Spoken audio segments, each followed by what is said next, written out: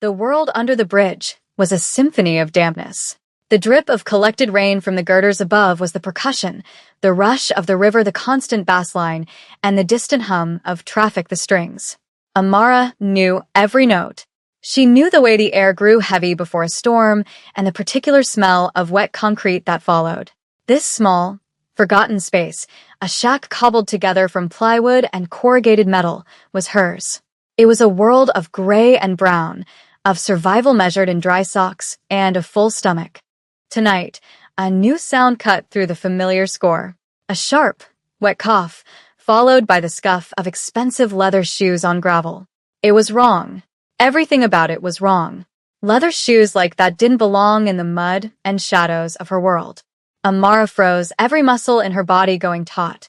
Her hand closed around the rusted pipe she kept by her cot. It wasn't much, but it was heavy. Another sound, a low groan, a body slumping against the thin wall of her shack. The entire structure shuddered. She held her breath, listening. The silence that followed was worse than the noise. It was a heavy, waiting silence. She counted to 100, her heart a frantic drum against her ribs. Nothing. Slowly, she crept to the makeshift door, a sheet of tin held in place by a wire loop. She peered through a rust hole, her eye taking in the slice of darkness outside. A man was on the ground, a long shadow in the deeper shadows of the bridge's underbelly. He was trying to push himself up, one arm trembling with the effort. The other was clamped tight against his side, and even in the gloom, she could see the dark stains spreading through the pristine white of his shirt. She should have stayed inside.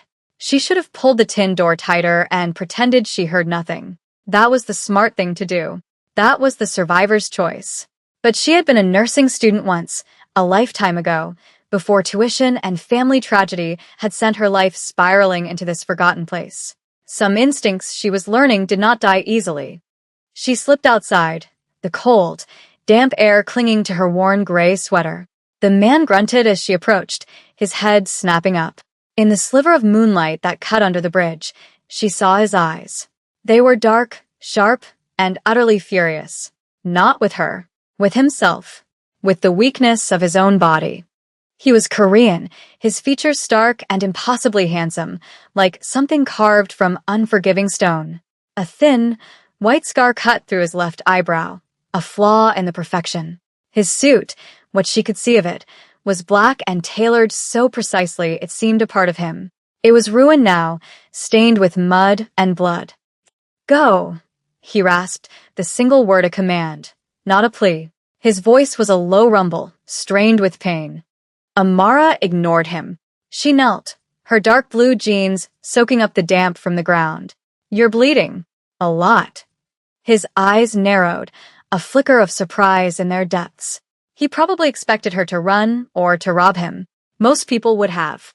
"I am aware. You'll bleed out right here if you don't put pressure on it." She reached out, her movements slow and deliberate. "Let me see." He flinched as her fingers brushed his, but he was too weak to stop her. She pulled his hand away from his side. It was a gunshot wound. Clean entry, maybe, but it was deep and it was messy. He needed a doctor. He needed a hospital. What he had was her, in a shack under a bridge. "This is bad," she said, her voice calm. It was the voice she'd been taught to use when things were falling apart. The calm in the center of the storm. "Your assessment is noted," he said, his words laced with a biting sarcasm that was impressive, given his condition. She ripped a long strip from the hem of her own oversized t-shirt beneath the sweater. It wasn't sterile, but it was better than nothing. She balled it up and pressed it hard against the wound. He hissed, his body arching in a spasm of pain, but he didn't fight her. His eyes were locked on her face, analytical and unnervingly focused. He was watching her, evaluating her, even as his life was draining into the dirt. That was when the headlights sliced through the darkness. Two black sedans, silent as sharks, rolled to a stop at the edge of the riverbank. Men in dark suits spilled out, moving with an eerie, synchronized purpose. They fanned out, guns drawn. The man beside her tried to push himself up again, a low growl in his throat. "Gile," one of the men called out, his voice sharp with panic. "Boss." The man, Giles, let his head fall back with a sigh of frustrated resignation. The fight seemed to go out of him, replaced by a cold, dangerous stillness. His dark eyes found Amara's again. The fury was gone, replaced by something far more chilling: calculation. In that moment, she understood. The tailored suit, the professional soldiers, the gunshot wound. This was not a random mugging. This was something else entirely. She had stumbled into a world that did not have people like her in it, a world of violence and power she couldn't begin to comprehend. One of the men, older than the others, rushed to his side. "Boss, are you all right? We will handle the traitors." He saw Amara, and his hand immediately went to the gun at his hip. "Who is this?" Giles didn't look away from her. His gaze was heavy, pinning her in place. He was breathing in shallow pants, the blood loss taking its toll. She helped. The man, his lieutenant, relaxed his stance fractionally, but did not look convinced. He barked orders in Korean, and two of his men lifted Giles with a practiced efficiency that spoke of doing this many times before. They were moving him toward the car. Amara stayed kneeling on the ground, the blood cooling on her hands.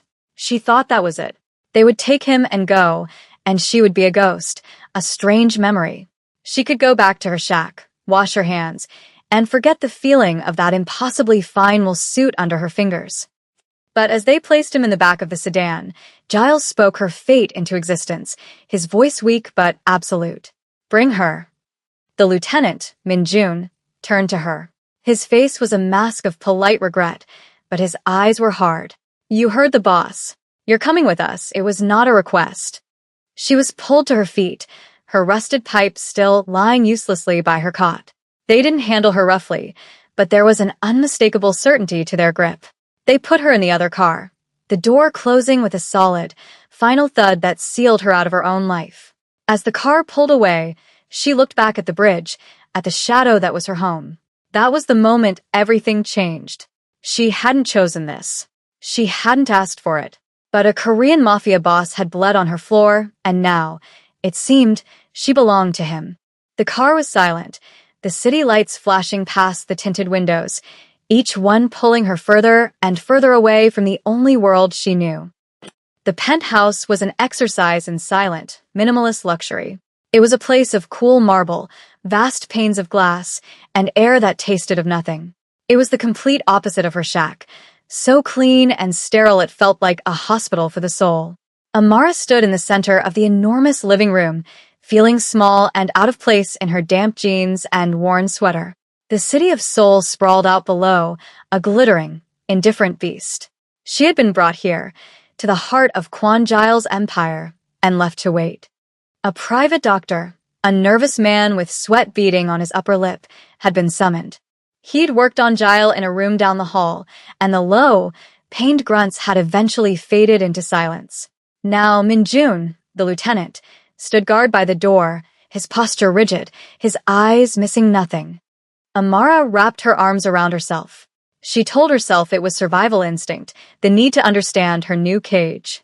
But a deeper, more honest part of her knew she was watching the door to that bedroom, waiting. Hours later, the doctor emerged, looking pale. He murmured something to Min-jun in Korean, packed his bag, and was escorted out without a single glance in her direction, as if she weren't even there. Min-jun finally acknowledged it here. "He is resting." The bullet passed through. "He was lucky." "Lucky," Amara repeated, the word tasting like ash in her mouth. "He has questions for you. When he wakes up, you will answer them." "And then what?" she asked, her voice quiet but firm. "Then do I get to go?" Min-jun's expression was unreadable. "The boss will decide what happens to you." That was not the answer she wanted. She was a witness. A loose end. In the stories, loose ends were tied up, permanently. Her mind raced, cataloging exits, weaknesses in the security she could see. There were none. This place was a fortress. She was given a room, larger than her entire shack, with a bed that looked like a cloud and a bathroom clad in black slate. There were clothes laid out on the bed, simple black sweats and a t-shirt.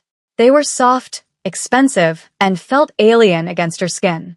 A silent offering, or a uniform for the new prisoner. She couldn't sleep. Instead, She found herself drawn back into the main living area. The penthouse was silent. The guards at the elevator were stone statues. She walked to the window, pressing her forehead against the cool glass. She could have let him die. She replayed the moment in her head, the choice she'd made. The regret was a bitter pill. Competence, her instructors had told her, was about making the right choice under pressure. She was beginning to think she'd failed the test. A low moan drifted from down the hall. It was faint, but in the oppressive silence, it was as loud as a scream. It came again, a sound of pure, unadulterated pain. She didn't think. She just moved. Minjun was not at his post, likely conferring with his men. She pushed open the heavy bedroom door. The room was dark, lit only by the city glow filtering through the floor-to-ceiling windows. Quan Gile was thrashing in the enormous bed, his body slick with sweat. He was caught in a fevered dream, his hands clenching the silk sheets. "Mina," he rasped, the name a raw wound. Mina, I'm sorry. Amara hesitated at the door. This was private. This was the chink in the armor, the crack in the stone. This was the man beneath the Mafia boss. She should leave. But the nurse in her, the ghost of the woman she used to be, took over. She walked to the bed, her bare feet silent on the cold floor. She touched his forehead. He was burning up. The doctor had given him antibiotics, but the fever was winning. She went to the bathroom, found a washcloth, and soaked it in cool water. She returned to his side and gently wiped his face, his neck. He stilled under her touch, his breathing evening out slightly. He was mumbling in Korean now, his words fragmented, desperate. "Mina," he said again, his eyes flickering open. They were unfocused, glazed with fever, but they found her. For a second, she thought he was looking through her, seeing someone else. Then his brow furrowed. "Who?" "You have a fever," she said softly. "You need to rest." His hand shot out, his grip surprisingly strong, and closed around her wrist. It wasn't violent, but it was an anchor. He was holding on to her as if she were the only solid thing in a world that was spinning apart. "Stay," he breathed, the word a plea, not an order. And she did. She didn't know why. Maybe it was the raw pain in his voice when he said that other woman's name. Maybe it was the way his carefully constructed mask of control had shattered, revealing the vulnerable man beneath. Or maybe, just maybe, it was because for the first time since she'd been brought here, she had made a choice. She wasn't a prisoner being told what to do. He was asking. She sat in the chair by his bed as the night bled into dawn. She kept the cool cloth on his forehead. She listened to him murmur a name that wasn't hers. She watched the most powerful, dangerous man she had ever met be reduced to this. She learned his secret without him ever speaking it. He carried a wound that had nothing to do with the bullet hole in his side. It was a woman he had failed to protect. And as the sun rose, casting long shadows across the room, she had the terrible feeling that he was looking at her and trying to figure out how not to fail again. The fever broke with the dawn. Gile woke to the sight of her asleep in the chair beside his bed, her head tilted at an awkward angle, her face relaxed in a way he hadn't seen it before. The cool cloth was still on his nightstand in a bowl of water. He remembered flashes. A soft voice. A cool hand on his forehead. The name he never spoke aloud clawing its way out of his throat. He watched her for a long time. She was calm. Everyone in his world was either terrified of him or trying to use him. They vibrated with a nervous energy he found exhausting. But she possessed a stillness that mirrored his own. She had knelt in the mud and pressed her hands to his wound without flinching. She had sat by his bed all night without being ordered to. She was different. When Amara finally stirred, her eyes fluttered open and met his. He was sitting up, his bandaged torso bare. The mask was back in place. His eyes were clear, sharp, and assessing. The vulnerability of the night was gone, locked away so completely it might never have existed. "You should have let the doctor handle it," he said. His voice was cold, devoid of gratitude. "Your fever was dangerously high," she replied, her own voice flat. She would not let him intimidate her. The doctor was gone. "You know medicine, it wasn't a question." "I used to," she stood up, stretching the stiffness from her limbs. "I'm not your nurse." "No," he agreed, his eyes raking over her, from her bare feet to the soft black clothes that were his. "You are not." The silence between them was not empty. It was filled with the unspoken things, the name he'd called out, the way he'd held her wrist. My cousin, Singwoo, arranged the attack. He wants my territory, my empire.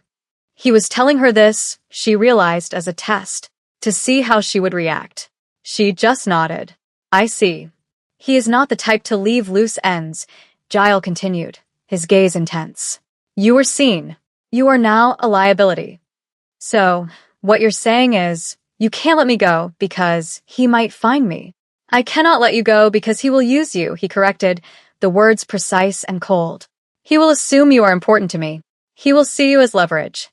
A bitter laugh escaped her lips. Leverage? I'm a woman who lives in a shack. What importance could I possibly have to you? That is when she made the mistake of looking up.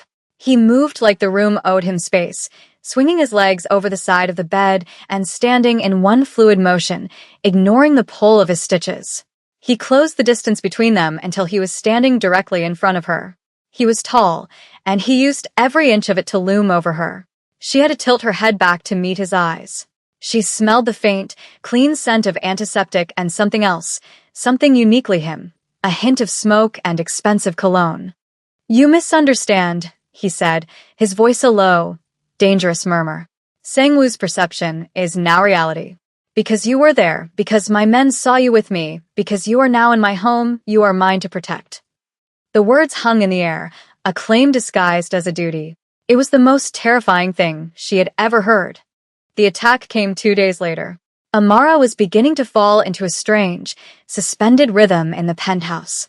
She ate meals she didn't order, wore clothes she didn't choose, and watched the city live a life she was no longer a part of.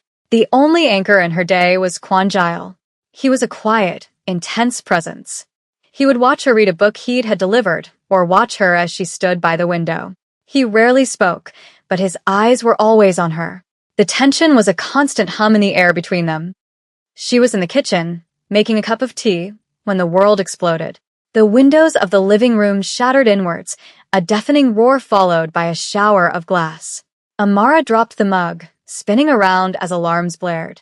Men in black tactical gear were rappelling down the side of the building, smashing through the other windows.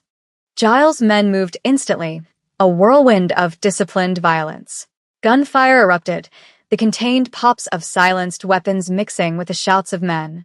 But the attackers were prepared. They were inside. Amara was frozen for a heartbeat, her mind struggling to catch up. Then Giles was there. He appeared from his office, a gun already in his hand, his face a mask of cold fury. He didn't hesitate. He grabbed her arm, pulling her behind him as he fired 2 precise shots, dropping an attacker who had rounded the corner. Stay behind me, he ordered, his voice calm amidst the chaos. He was moving, using the large marble island in the kitchen as cover, pulling her with him. His body was a solid wall in front of hers, shielding her from the violence. She could feel the heat of him, smell the gunpowder and his cologne. It was terrifying and, in a way she hated to admit, it was reassuring. An attacker burst into the kitchen from the other side. Giles was engaged with another target. The man saw her. He saw the way Giles was protecting her. He grinned, a predator's smile, and raised his weapon. There was no time to think. Amara's hand shot out, grabbing a heavy cast-iron skillet from the stove. She swung it with all her might, connecting with the side of the man's head. He staggered, his eyes wide with shock. The distraction was all Giles needed.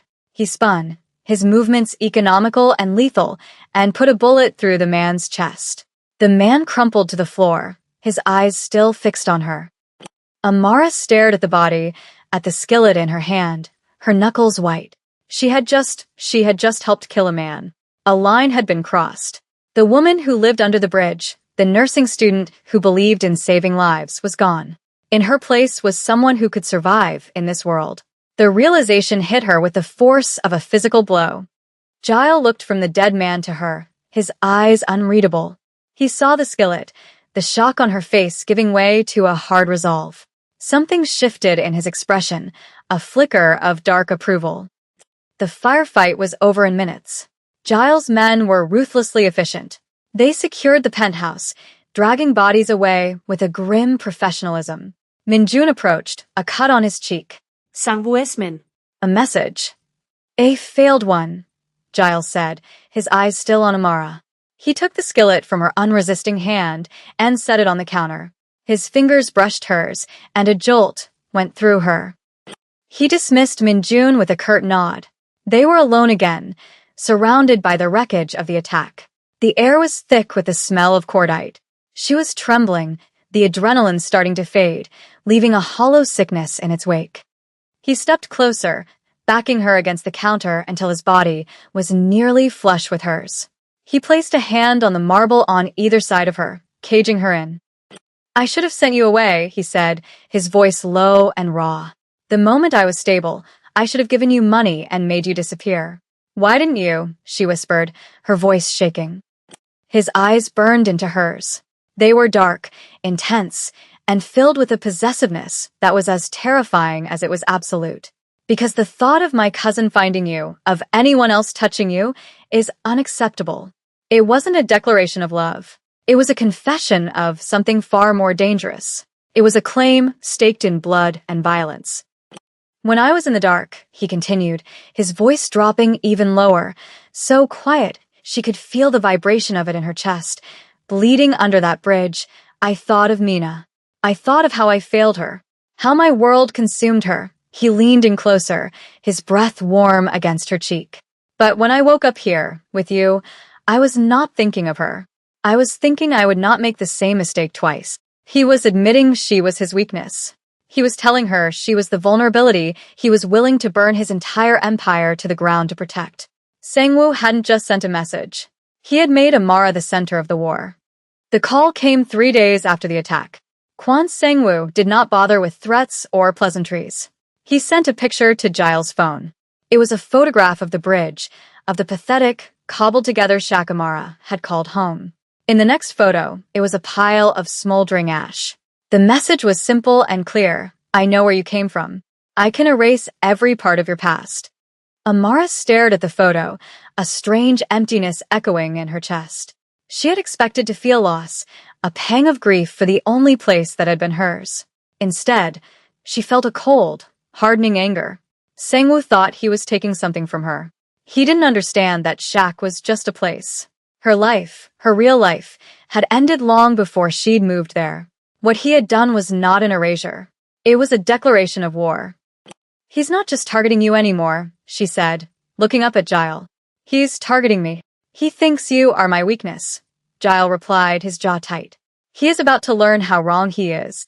The final confrontation was not a battle of armies in the street.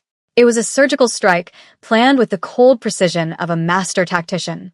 Sangwoo had agreed to a meeting, a supposed truce negotiation at a neutral location, an abandoned dockside warehouse. It was, of course, a trap. Giles knew it was a trap. Sangwoo knew that Giles knew. It was a game of chess where both kings were stepping onto the board. "You will stay here," Giles had commanded, gesturing to the panic room hidden behind a bookshelf in his office. "You will not open it for anyone but me or Minjun." Amara had looked him in the eye. No. He blinked, taken aback. No one said no to him. "This is not a negotiation, Amara." He said her name differently than anyone else did. It was not just a sound. It was a thing he owned. "He is doing this because of me," she stated, her voice unwavering. "He's expecting you to hide me away like a treasure, like something fragile. He's underestimating me, and that means he's underestimating you. That's the only advantage we have." He studied her, his dark eyes searching her face. He saw no fear. He saw the same steel she'd had when she swung that skillet. He saw the woman who had sat by his bed while he was helpless. "What are you proposing?" he asked, the question itself a massive concession. "I come with you," she said. "Not to the meeting. I stay in the car. But I'm there. He'll have eyes everywhere. When his spotters see me, they'll report back that your weakness is right there, out in the open. It will make him arrogant. It will make him careless." It was a risky, insane plan. And it was brilliant. It preyed on Sangwoo's exact prejudice. He saw Amara not as a person, but as a symbol, a prize. He would never conceive of her being part of the strategy. The warehouse loomed against the night sky, a skeleton of rust and corrugated steel. Rain began to fall, slicking the asphalt. Amara sat in the back of the armored sedan, her heart a steady, heavy beat. Minjun was in the driver's seat, his eyes scanning the area. Giles had already gone inside with a small team.